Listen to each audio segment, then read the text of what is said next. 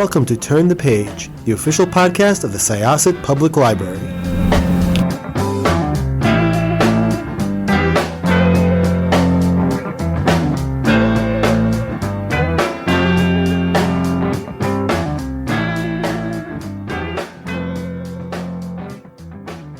Hello, everyone. Welcome back to Turn the Page.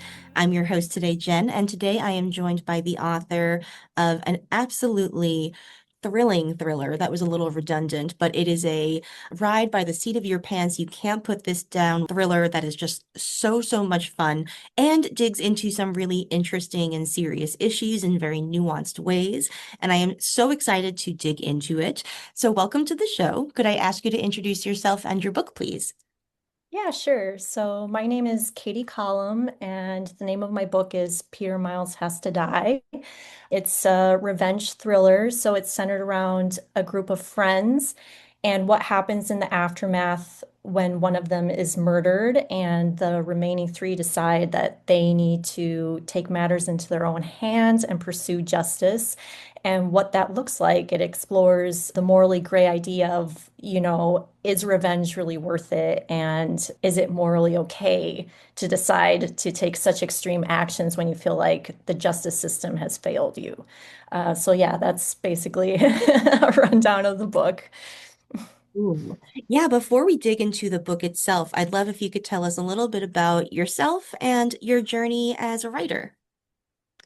Sure. So I started writing quite a while ago, and this was not the first book that I sent on submission with my agent. So for me, it's been kind of a long journey, but I feel very appreciative that this is the book that became my debut novel.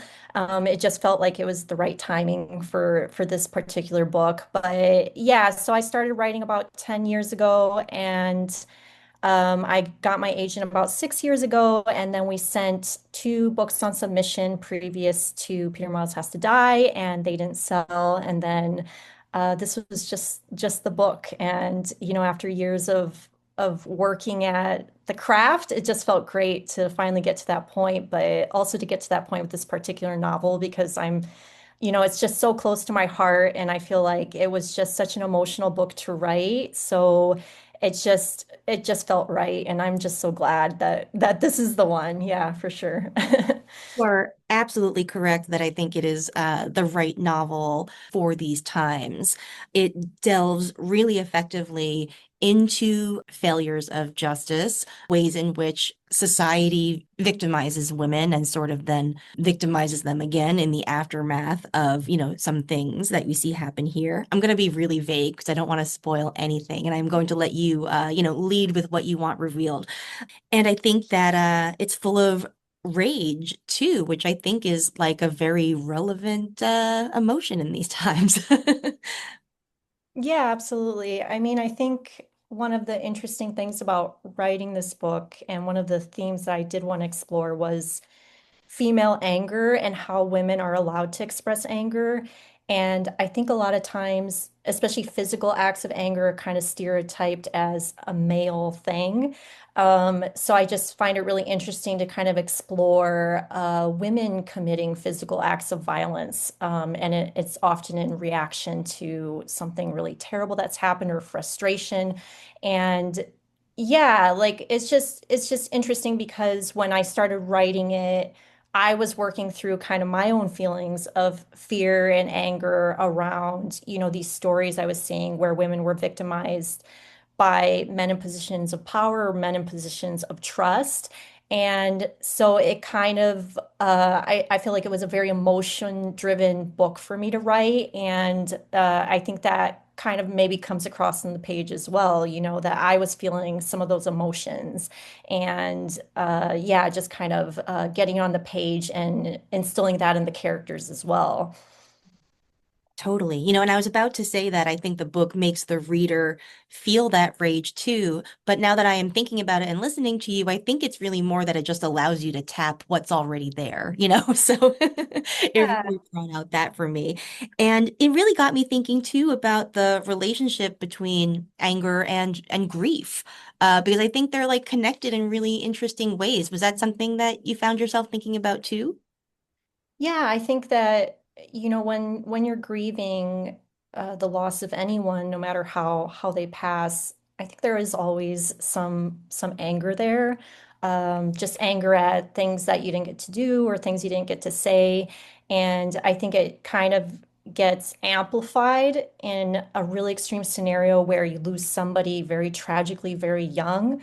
And yeah, so I think that definitely the way the characters in the book react, it is out of anger, but a lot of it is a kind of an expression, like an extreme expression of their grief. Like it's almost like taking it as far as they can. And yeah, so I definitely think like those two are very closely tied together. And it's not just the main characters. I think, like other characters in the book who are related to the woman that is murdered, they also have like their own ways of expressing this anger and the way it's intertwined with their grief. Yeah, and it's just like you can't really separate them after a certain point. Like it's just, yeah, it's just such an extreme situation that it's impossible to separate the two. Yeah, for sure. Absolutely. And I think even that anger can almost be like what would you call it? Like a tonic or a way of dealing with grief. Because I think maybe talking from personal experience, like grief can feel really incapacitating or overwhelming in a way that sort of like makes you shy away from action, where anger or rage is like activating and it makes you want to do something. And I think that can be like maybe a way in which to deal with the grief through the anger. Yeah. Yeah, like I think it can be cathartic. Obviously, hopefully, doing it in a healthier way than what the characters do in the book. But yeah, I agree. Like I think it can be immensely cathartic to express anger. Like it doesn't always have to be this really toxic, terrible thing.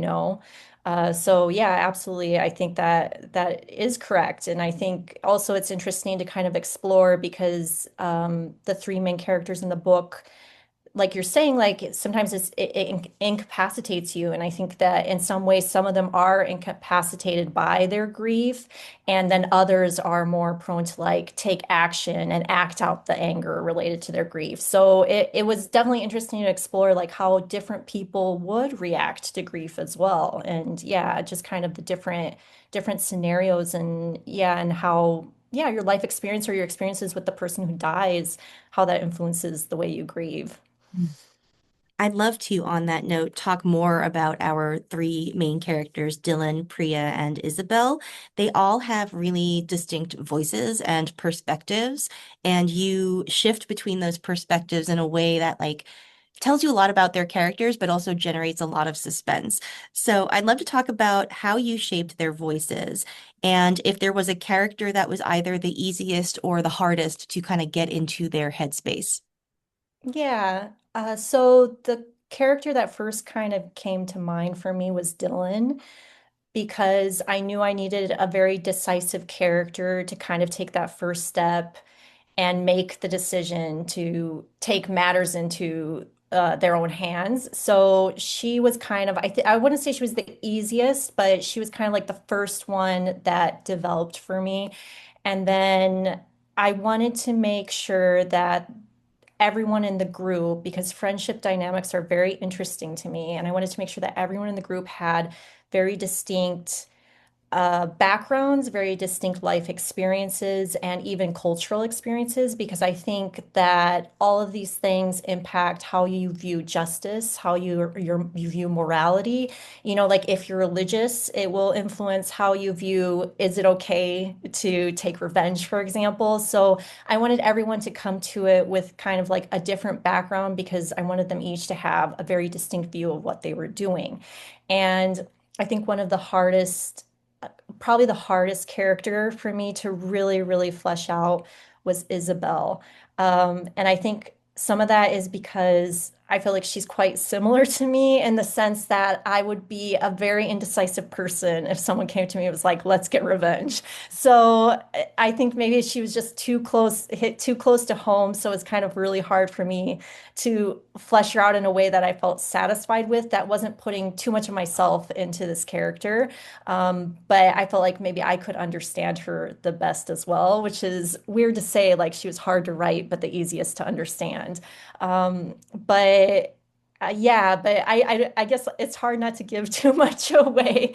But I think that it's like one of the most interesting developments as I was writing the characters was how they felt and acted before committing the revenge act and how they changed after. And I thought it was just interesting to explore like characters doing things that weren't, quite in line with what they would have normally done and things like that after the fact.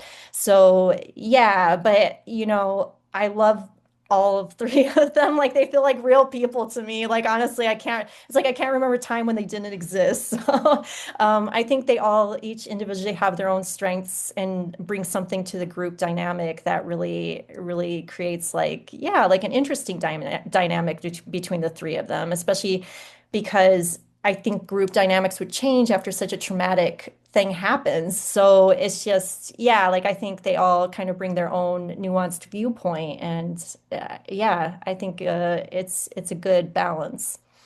Absolutely. And I think it really illustrates, especially the way that you do jump in time as well. And after I have a question about handling all the viewpoints and timelines, because that's such a deft sort of, keeping plates spinning type of a circus act. But, they were already friends, but then you sort of add trauma bonding, on top of Yeah. that. And that's going to change the nature of a relationship. And so I really like how you explore that. And also, through the individuals, you get to see different ways of dealing with trauma and sort of having that, I guess, like lack of closure, that you might want in a situation like this. Yeah, yeah, and I think it's kind of interesting to think about, because they do question at times like whether the friendship can survive what's happened. And I think, I think it's natural. And sometimes it's natural to think without this one person, does that change the dynamic so much that we can't possibly survive this? How can we possibly continue on? And yeah, I mean, I won't say what happens between the three of them, but yeah, for sure. I think like the trauma bond, and then also does that break the group apart or does that make them stronger and bring them closer together? Mm. So, as you mentioned before, you do deal with questions about the morality of revenge. And, I found it very interesting. I was reading about the book online, and a lot of people use revenge and vigilante justice interchangeably when they talk about the book. And I'm like, are they the same thing? Like, and there's a lot of overlap, but I thought that was a very interesting little thing. But anyway, this is a huge question, but why do you think that like revenge or justice, vigilante justice are so interesting to us, even though media keeps telling us how destructive it is and how complicated it is? It seems like it's really kind of in our storytelling DNA, like in a really interesting way. Yeah, that is a that is a big Yeah. question.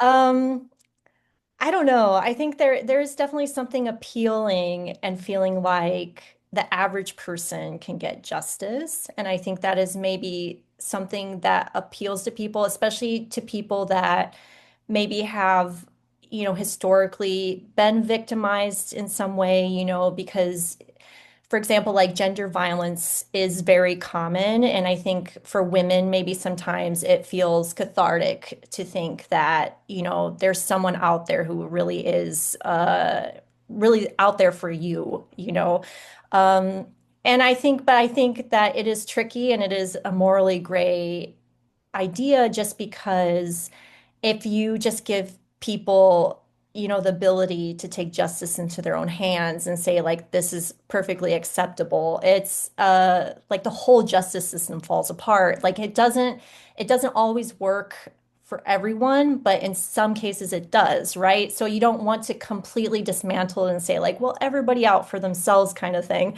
So it's tricky, but I do think I'm actually thinking of this guy that shot the CEO and how obsessed the internet became with him. Luigi, I think it's Luigi Mangione. Yeah.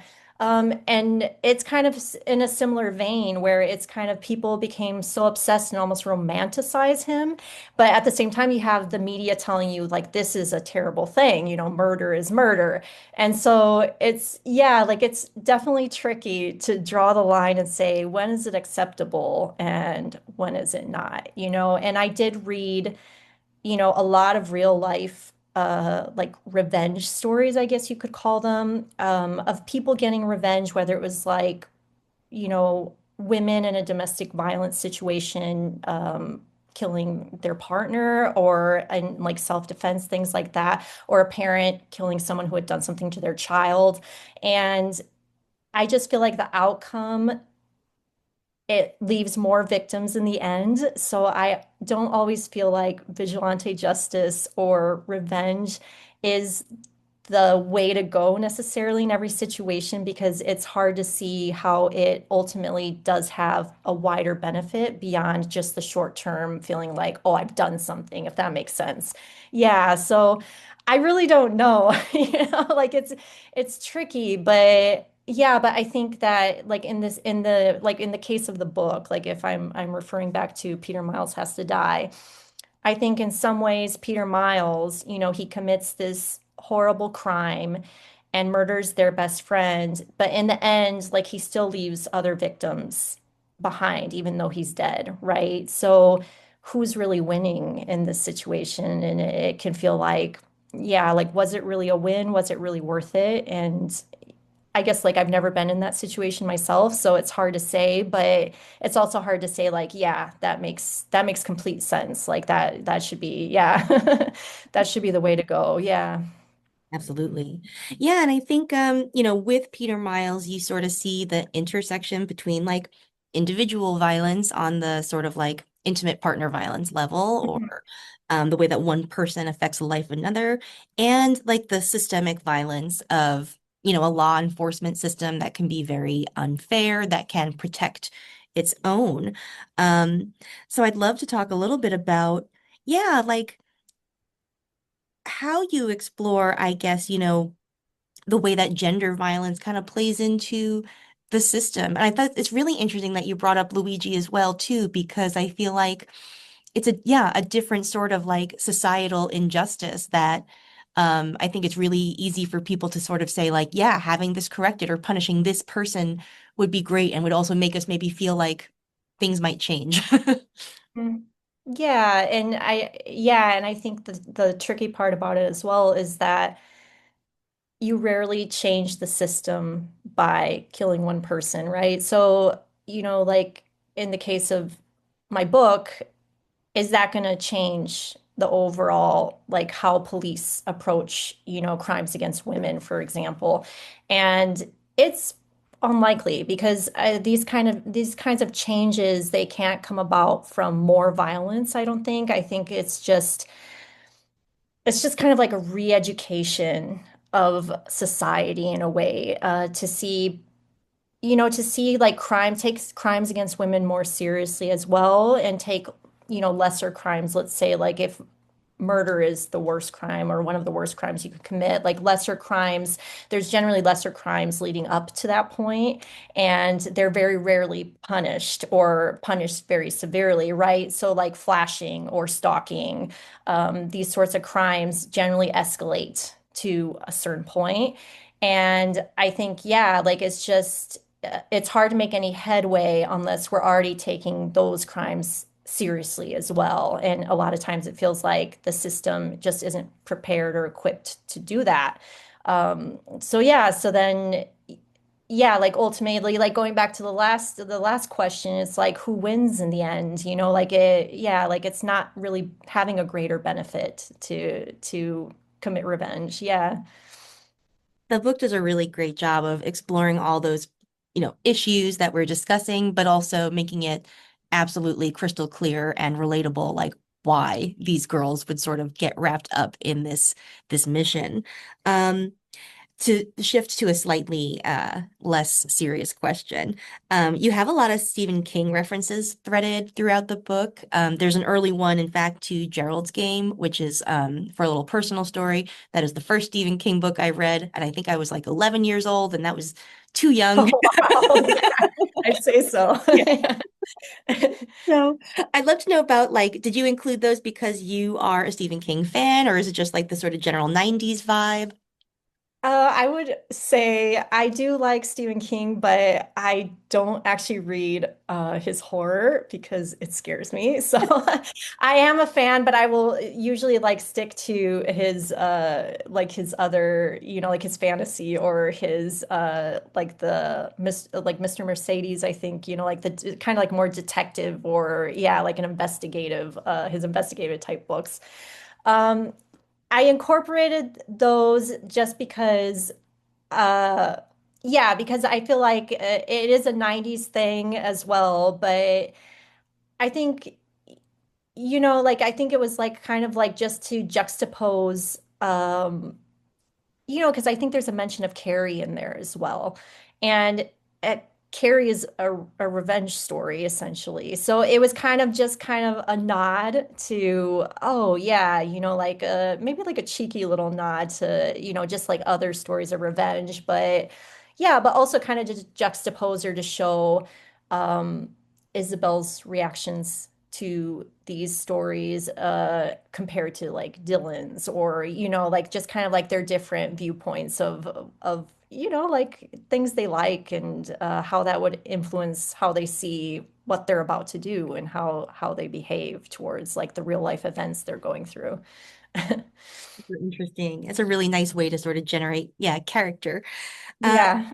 oh, cool. Well, you know what? Like, I'm gonna wrap us up here because I feel like if I say anything else, I'm gonna reveal something. And I want readers to go into this as blank slate as possible because it is just a Yeah. really fun ride if you just let it take you away. So thank you so much. And the one last question is, are you writing right now? What is on your horizon? Yeah, so I am working on my next novel. It's a bit of a departure from revenge. It's more of a kind of like I wouldn't say a locked room, maybe a locked house thriller with some mystery thrown in. So more maybe like a cozy mystery would be the vibe I'm more going for. Yeah, so it's going to be a bit of a departure, a bit more lighthearted and hopefully kind of funny. So yeah, and I think that one is due out in 2026. So I'll have probably more news about it soon, and more to say about it. Yeah. Excellent. Well, I look forward to that. That sounds really great. And thank you for joining us. This has been lovely. Oh, thank you so much for having me. I had a great time. All right, listeners, it's your turn now. Please check out Peter Miles Has to Die. And he does. Like I think he's not a good guy. By the time that you hear this, it will be out in the world. So please head to your favorite bookstore or library website, wherever you like to go for your books. All right, it is time to close this chapter. We'll see you next time. It's time to close this chapter of Turn the Page. Join us for the next episode.